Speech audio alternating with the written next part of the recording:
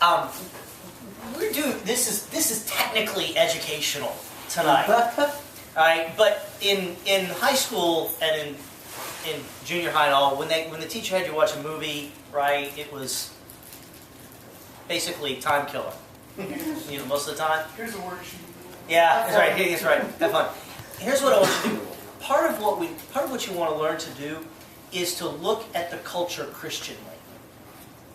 In other words, watch movies, listen to music, and do more than just listen to whatever the latest, stuff is that's calling itself Christian, which is or may not be, may or may not have any depth to it, that kind of thing.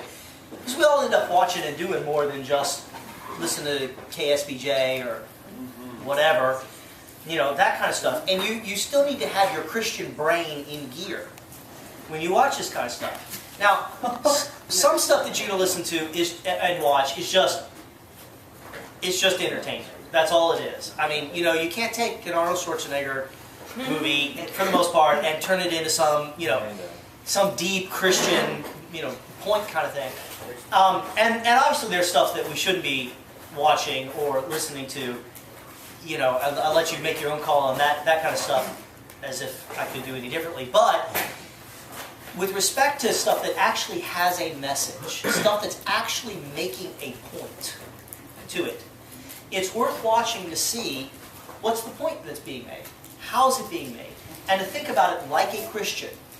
Now, one of the ways that people do that is they'll look and they'll see, okay, is there a parallel between what the movie is doing and something like a Bible story, right? Well, there's that. That's actually even going to be a little bit different. But is this a prodigal son story, right? Is this a rise, fall, redemption kind of story? Another thing they'll look for will be Christian character types. So a stock figure in Western literature is, in fact, a Christ figure. A savior. Someone who's unexpected, who's pure for the purposes of the story, right? Not necessarily sinless in an absolute sense, but pure for the purposes of the story, who rises and is somehow the person who delivers everyone from their problems, right? Sometimes, like the Matrix, you'll pick up, they're actually names. So in the Matrix, the hot chick is Trinity.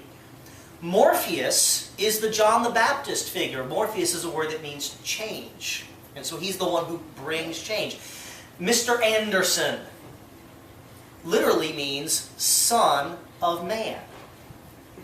And Neo, of course, his hacker name, right? The new one, the new man. Agent Smith there is a figure for sin. It's actually the Merovingian, the Frenchman, who is the Satan figure in that story.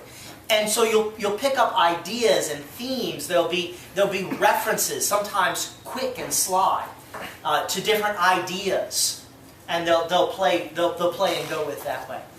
What we're going to see tonight is Amadeus. We'll talk about that in a minute. But here, what you're picking up is a Christian issue, and the issue is grace. How does God deal with people? It's very deliberate. I mean, the whole movie is about this. Okay? So it's not something we're just reading in or pulling in. You're not looking here for a Christ figure. You're not looking for somebody who's like Jesus in this movie. You're not looking for a parallel to a Bible story per se. But you're looking for this. The movie is told, in fact, it is narrated by a figure named Salieri. You'll meet Salieri at the very beginning of the movie. He's an old man. He actually tries to kill himself, which in the time the movie is set is not only a great sin, but is also a sign of insanity. Right? So a priest will come to him to take his confession. And you want to see, Salieri's looking, does this guy recognize me? Does he know me? Does he know who I am? And then he's going to tell his story. And the whole movie then is essentially one big flashback. As Salieri is this old decrepit man tells his story. So specifically what I want you to look for is, how does Salieri was a composer in Vienna, how does Salieri get his talent?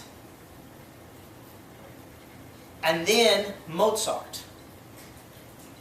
How does Mozart get his?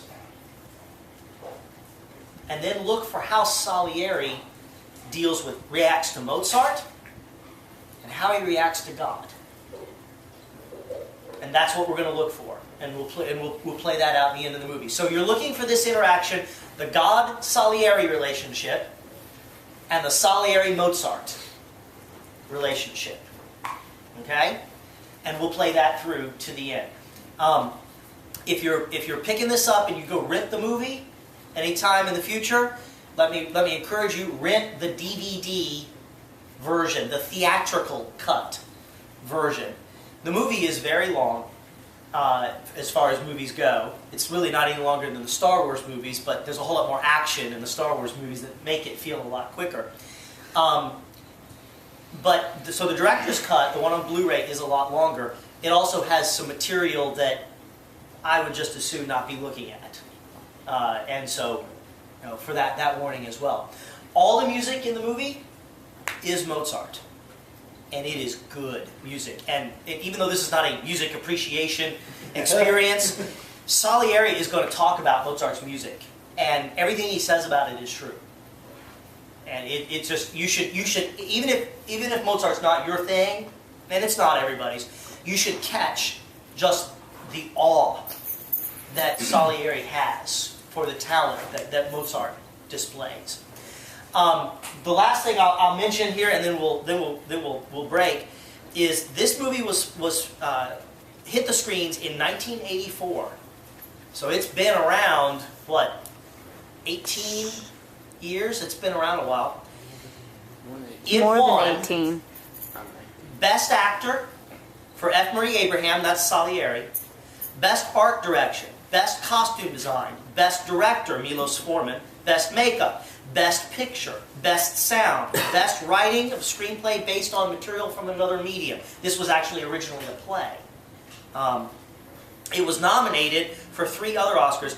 That is a total of 8 Oscars that it won in that one year. So this is a good movie. So I hope you really like it.